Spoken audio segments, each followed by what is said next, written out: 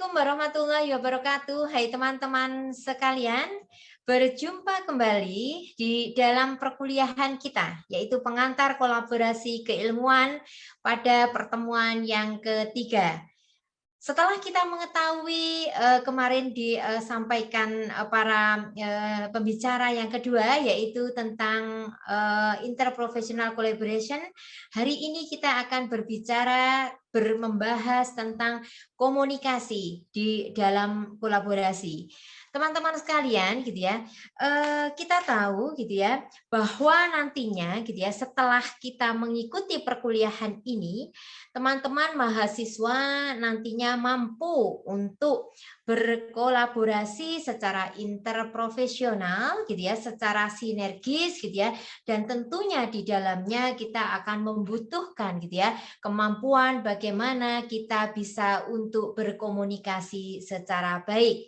Harapannya setelah kita sampaikan tentang komunikasi di dalam kolaborasi ini, teman-teman tentunya nantinya akan bisa melakukan komunikasi secara efektif, gitu ya.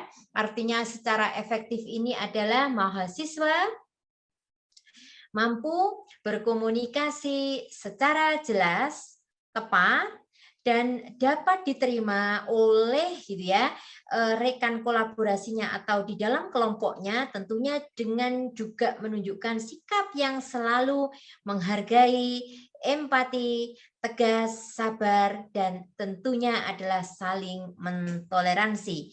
Teman-teman sekalian, bekerja sama di dalam berkolaborasi untuk menjalankan peran gitu ya kita gitu ya, ini tentunya bagaimana kita juga harus menerapkan prinsip secara etika dan tentunya peka budaya. Baik, kita akan mulai pada slide selanjutnya.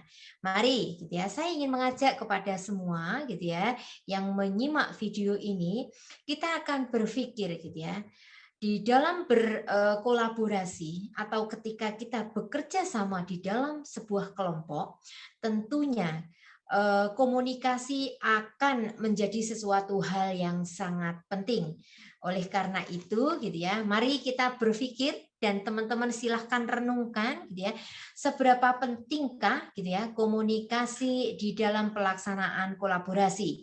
Seperti yang kita ketahui, di dalam berkolaborasi itu adalah sebuah ketentuan bagaimana kita gitu ya di dalam memiliki peran yang masing-masing, memiliki kontribusi sebagai individu di dalam suatu kelompok untuk memecahkan sebuah masalah, itu tentunya gitu ya di dalam kolaborasi atau kelompok kolaborasi nantinya sangat membutuhkan komunikasi gitu ya. Nah, sebelum kita jauh untuk melangkah bagaimana komunikasi itu sendiri, kita akan membahas tentang apa itu komunikasi. Teman-teman pasti sudah acap kali gitu ya, sering kali gitu ya, mendengar apa itu secara teoris komunikasi, tujuan dari komunikasi, hal-hal apa saja yang harus ada di dalam komunikasi. Apalagi sekali lagi gitu ya, kolaborasi, kerjasama gitu ya, salah satu hal yang terpenting adalah bagaimana kita bisa untuk membangun diri kita, membangun terbangunnya kekohesifan di dalam kelompok kolaborasi kita ini adalah salah satunya adalah ditentukan oleh bagaimana komunikasinya.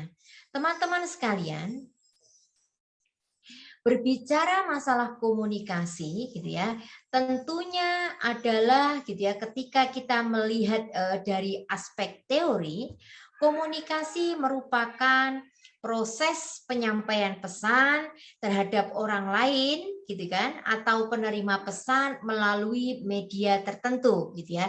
Misalnya di dalam berkolaborasi tentunya gitu ya, kita akan menyampaikan pesan gitu ya agar supaya tujuan dari kolaborasi kita gitu kan atau apa yang tujuan yang menjadi tujuan kita di dalam bekerja sama melalui kolaborasi itu bisa tersampaikan. Akhirnya dengan tersampaikan itu tentunya kita akan mendapatkan feedback dari orang lain.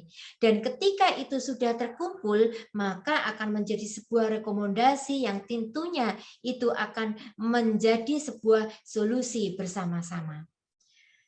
kita tahu gitu ya, komunikasi ini adalah ada unsur-unsurnya.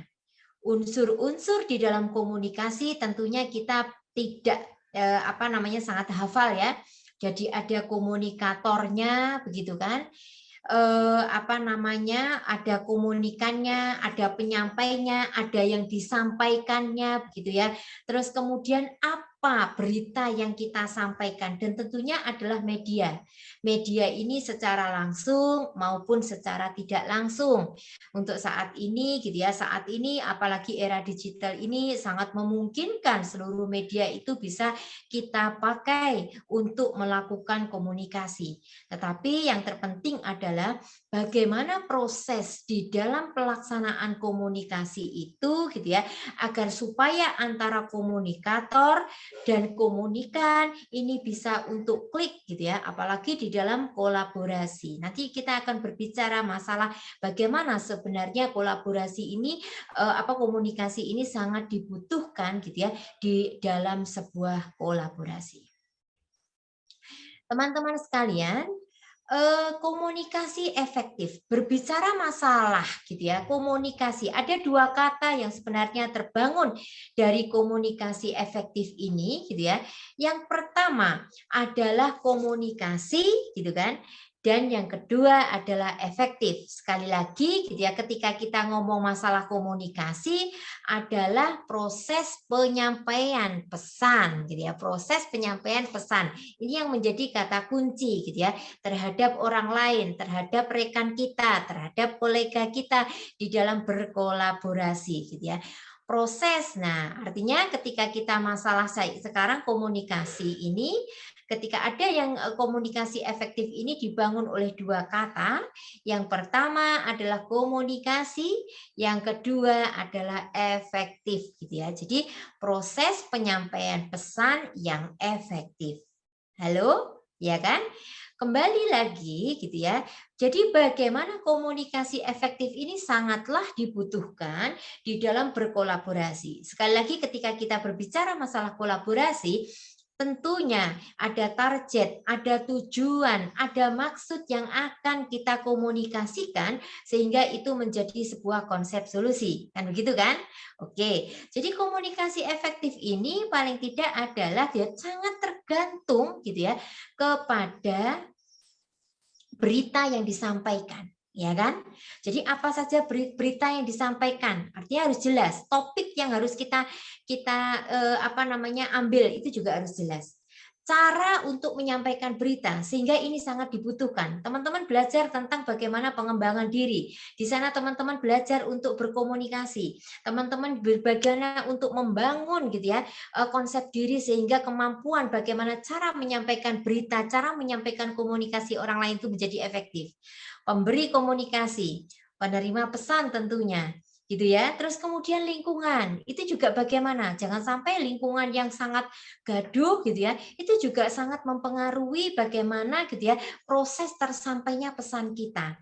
Ataupun kemampuan dalam memilah gitu ya kan, relevan atau tidak. Nah, ini juga akan menjadi sebuah tantangan bagi kita bagaimana gitu ya kita sebagai seorang individu, bagaimana apalagi kita sebagai seorang mahasiswa yang dituntut untuk memiliki karakter, kemampuan untuk berkolaborasi, bekerja sama dengan orang lain. Ini adalah kemampuan bagaimana kita berkomunikasi secara efektif menjadi satu tantangan tersendiri. Oke?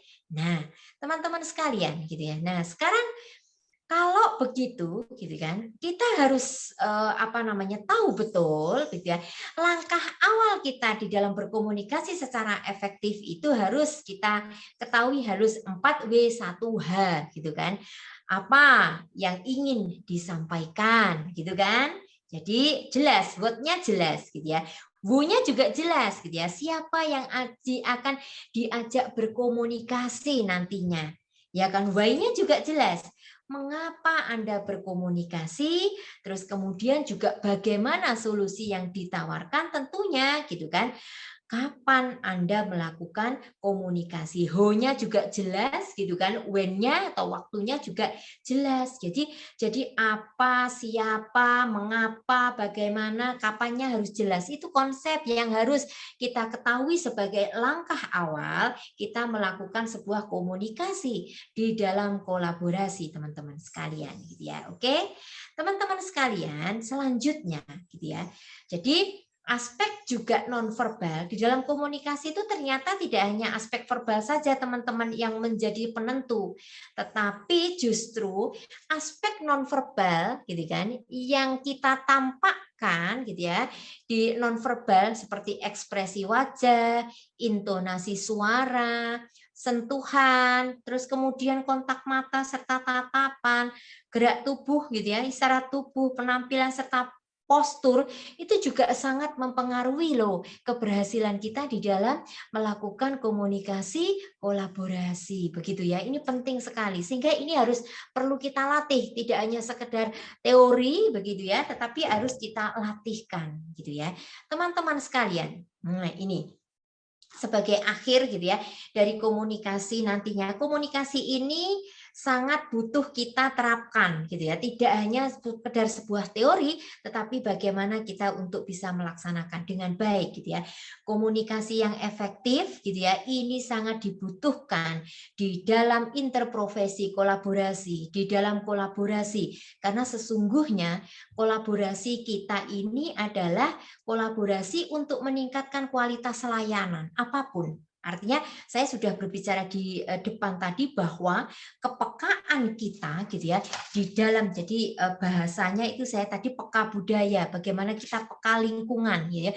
Bagaimana ini bisa untuk gitu ya meningkatkan kualitas layanan kita, siapapun kita, dimanapun kita, ini adalah sebuah pemberi pelayanan karena sesungguhnya kita adalah makhluk sosial yang tidak bisa lepas satu sama lain. Dan tentunya ini sangat memungkinkan kita untuk senantiasa bekerja sama dan berkolaborasi dengan orang lain. Sehingga inilah nanti yang bisa untuk menjamin profesionalisme dan menjamin kepuasan kita bersama dan tentunya juga orang yang kita berikan pelayanan. Oke, teman-teman sekalian gitu ya. Inilah gitu ya pembahasan kita tentang kolaborasi. Sekali lagi yang harus teman-teman tahu begitu ya, yang harus teman-teman laksanakan sekarang gitu ya sebagai bahan evaluasi. Silahkan teman-teman jawab gitu ya, direnungkan gitu ya. Menurut teman-teman atau Anda seberapa penting sih sebenarnya komunikasi di dalam pelaksanaan kolaborasi ini, ya kan? Yang kedua, silahkan teman-teman juga renungkan, teman-teman jawab, tentunya nanti dijawab ada linknya gitu ya. Menurut saudara, hal apa saja yang dibutuhkan di dalam pelaksanaan kolaborasi secara efektif ini untuk memecahkan masalah gitu ya yang ada di masyarakat. Oke, teman-teman semuanya, ini adalah bahasan tentang kolaborasi gitu ya, tentang komunikasi, pentingnya komunikasi yang harus dibangun karena kita sesungguhnya akan terus belajar tentang kolaborasi. Ayo gitu ya, bersama-sama terus mencoba berkomunikasi secara efektif untuk menunjang kemampuan kolaborasi kita. Teman-teman sekalian, demikian. Terima kasih atas perhatiannya. Kita berjumpa lagi di pertemuan mendatang, masih di dalam pengantar kolaborasi keilmuan. Terima kasih. Assalamualaikum warahmatullahi wabarakatuh dan sampai jumpa.